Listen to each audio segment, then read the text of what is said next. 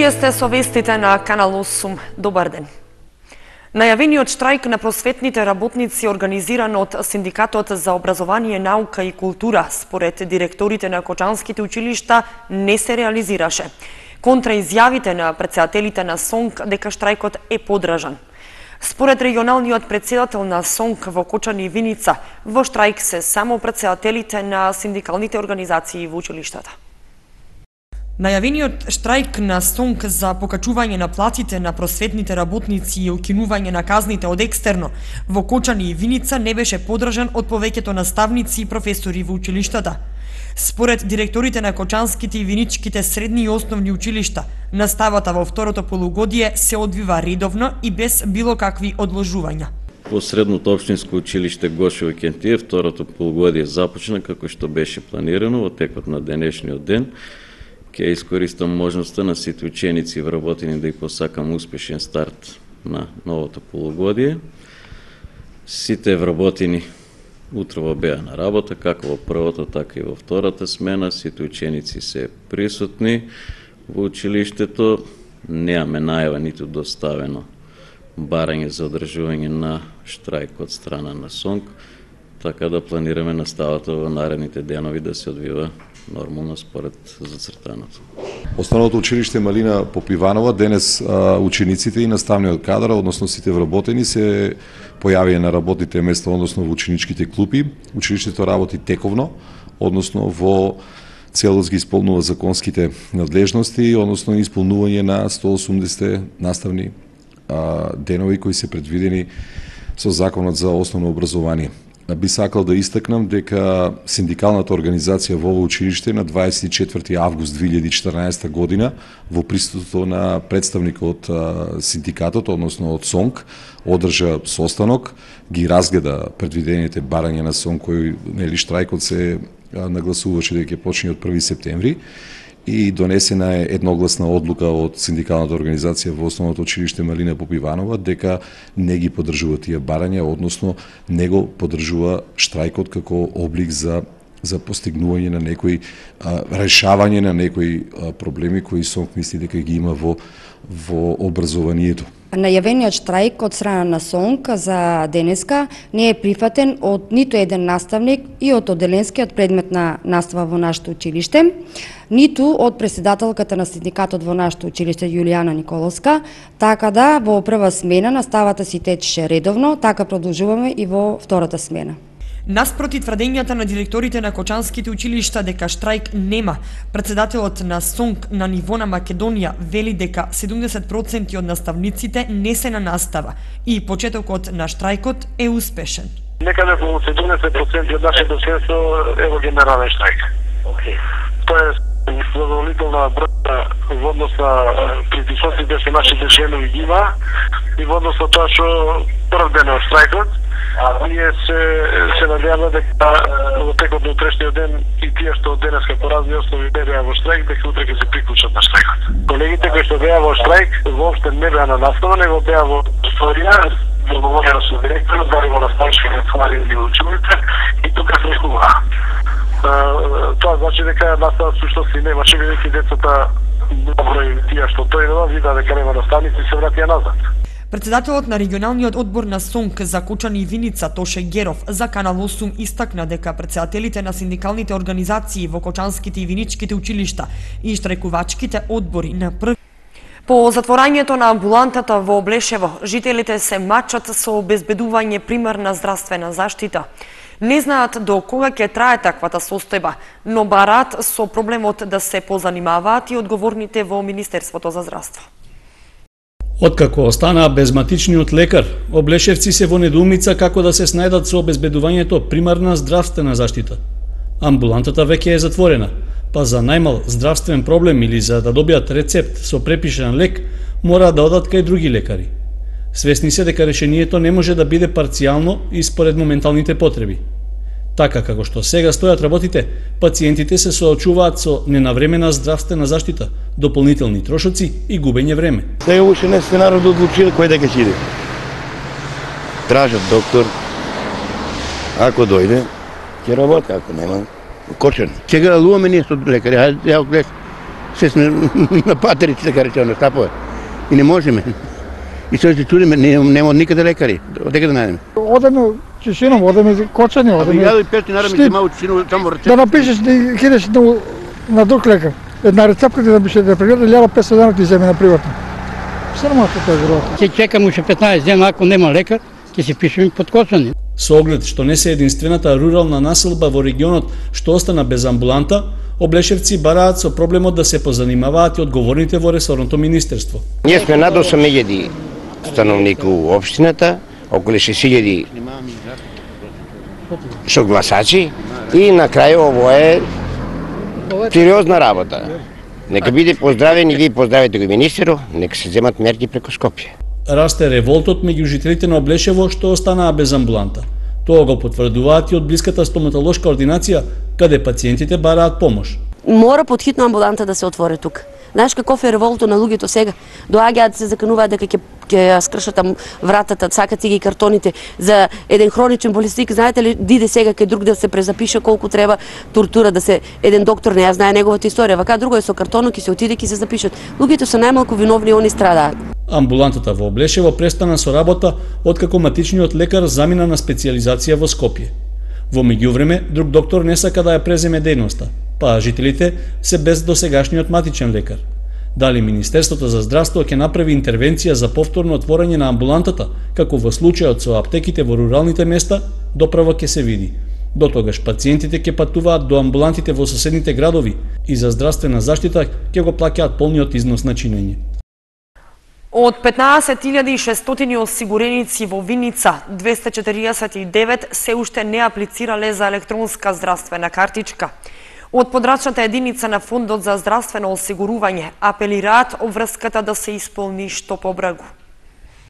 Од подрачната единица на Фондот за здравствено осигурување во Виница информираат дека од вкупно 15.600 осигуреници, 14.752 лица веќе поседуваат електронска здравствена картичка. Околу 336 чекаат да бидат подигнати, а околу 249 осигуреници се уште не аплицирале за добивање на картичка. 249 осигуреници кои се уште не поднеле документи за издавање електронска картичка треба тоа да го сторат во најкус можен рок. Сите кои досега немаат обезбедено електронска картичка се уште може да го регулираат своето осигурување со сини картони. Изработените електронски здравствени картички треба да се подигнат од шалтерите во подрачната единица на Фондот за здравствено осигурување во Виница. Исто така секој граѓанин кој поднел документи за издавање електронска здравствена картичка може да провери дали му е изготвена на интернет страницата moeosigurување.fazao.org.mk. Проектот за имплементација на систем за електронски здравствени картички започна со реализација во 2009 година со подпишувањето на договорот за јавна набавка. На тој начин во здравствените информатички системи ќе се користат електронските здравствени картички. Во здравствените установи се воведоа нови работни процеси, електронски здравствен картон, електронски рецепт, електронско закажување на прегледи и други услуги што според здравствените власти ќе значат намалување на бројот на двојни прегледи и ќе се овозможи брза комуникација и консултација помеѓу примарната, секундарната и терцијалната здравствена заштита, како и поквалитетна услуга и намалување на ризикот од погрешни стручни одлуки. Неколку кражби викендов се случија во Кочани и околните села. Кратците влегле во продавници и во две цркви, каде барале пари, но нивниот плен не бил голем. Кратците не мируваа и во деновите од продолжениот празничен викенд. Дрскоста отиде дотаму што почнаа да кршат стакла на излози од продавници во централното градско подрачје и да ги ограбуваат. Најчесто бараат пари, поради што ги кршат касите и го земаат остатокот од дневниот пазар. Таква судбина минатата ноќ доживеа и продавницата на битолска пиварница, лоцирана на улицата Кеј на Револуцијата. Сабалени јавија дека има разбојништво, тука комшиката ни се информира, дојдовме, видовме дека е стаклото скршено. Пријавивме во полиција, дојдоа на лице место, утврдија, слика, па сега за сега ни рече да чекаме, кога завршија сликањето, све влезовме во нетре, видовме дека ни касата разбиена, направена нека мала штета. Сумата не ја знаеме од прилика колку што е. Тоа е мала сума на пари и ни е направена штета на излогот, скршено на статуто. Според Николов, по извршената контрола што ја направили изутрината, освен украдените пари, не забележале дека недостасува нешто од стоката што се наоѓала во продавницата. Според големината на отворот на искрашеното стакло од излогот, предпоставка е дека се работи за малолетно лице, кое можело да се протне во внатрешноста. Во текот на изминатото денонокие имало уште неколку кражби во трговски објекти во градот, но и таму најчеста мета на кратците биле касите. Исто така продолжува и ограбувањето на црквите во Кочанскиот регион. Во неделата кратците ги посетиле црквите во Грдовци и Прибачево, но освен украдените неколку стотина денари, поголема штета не е направена. Почитувајќи ја препораката на Брегалничката епархија, сега одговорните во храмовите не оставаат голема сума пари во касите, така што кратците остануваат без очекуваниот плен. Продолжи негувањето на општинските традиции. Градоначалникот на Виница Емил Дончев за Водици го посети првото новороденче во годината.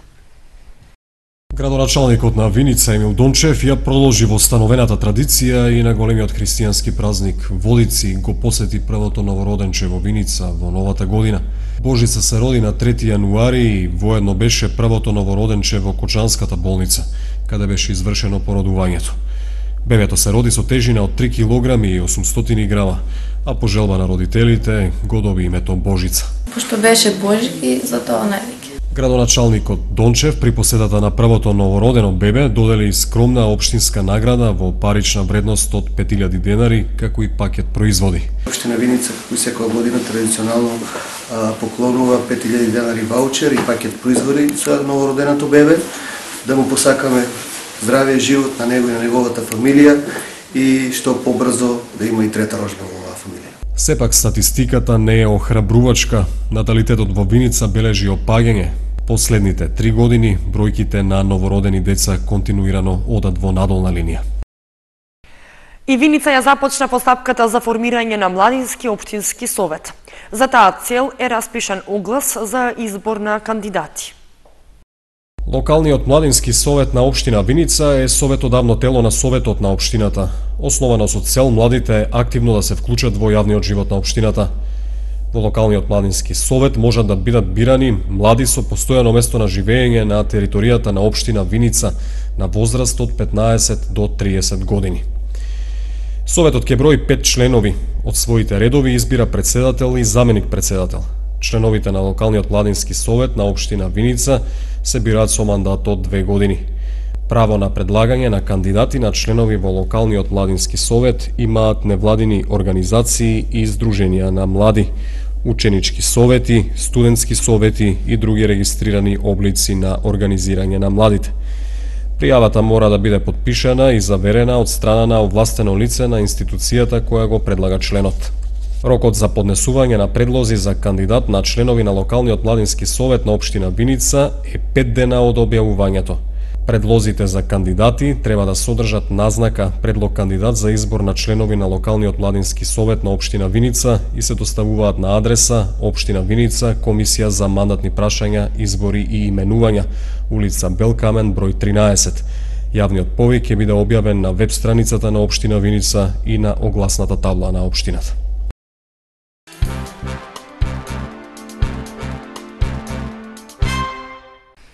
Основното училиште Раде Кратовче подпиша меморандум за соработка со училиштето Емил Дурако од општина Сарај, како дел од реализација на проектот од мултиетничка интеграција за запознавање на учениците со другите култури и националности. Станува збор за проект во организација на Министерството за образование и наука и УСАИД, чија цел е запознавање на учениците со различностите на другите националности и запознавање на нивните обичаи и традиции и јазик.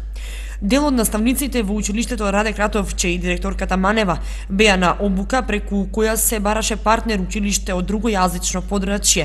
Тоа е основното училиште Емил Дурако од општина Сарај од Скопје.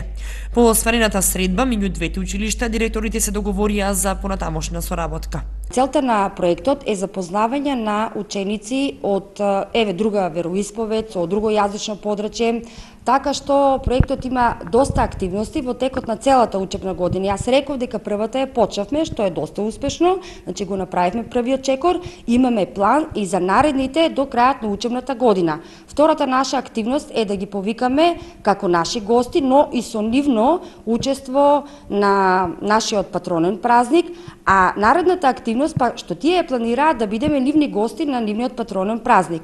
Учениците од 7, 8 и 9 одделение од Основното училиште Раде Кратовче за проектот изработија новогодишни честитки со кои на албански јазик им ја честитаа новата година на учениците од Скопското училиште, а тие пак на учениците од Кочанското им ја честитаа новата година на македонски јазик и направија изложба во нивното училиште. Активностите од проектот и соработката продолжуваат и во текот на оваа година. Книжевна вечер со познати македонски автори организира локалната самоуправа на Кочани. Вечерта се организира во соработка со Табернакул, првата приватна издавачка куќа во Македонија. В четврток 22 јануари во салата на мултикултурниот центар во Кочани ќе се одржи книжевна вечер со големите македонски мајстори на перото Венко Андоновски, Ферит Мухик и Сашо Мацановски Трендо. На средбата, издавачката куќа Табернакул ќе промовира дела од книжевната ризница на овие автори, кои пак ќе зборуваат и за своите творечки пориви. Со овој настан, кочанската публика ќе има ретка можност едновремено да се сретне со три големи македонски книжевни имиња од Табернакул, првата приватна издавачка куќа во Македонија, која постои веќе 25 години. Настанот, чиј организатор е општина Кочани, ќе започне во 19 часот.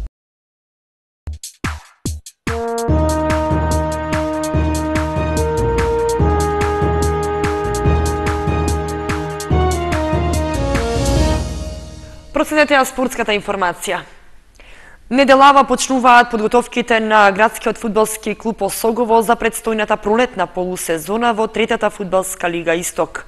На првиот повик на стручниот штаб ќе биде познато колку евентуални засилувања ќе пристигнат во преодниот рок, а колку мина играчи ќе го напуштат клубот. Минатата недела подготовките за продолжението од сезоната ги започна и женскиот фудбалски клуб Кочани.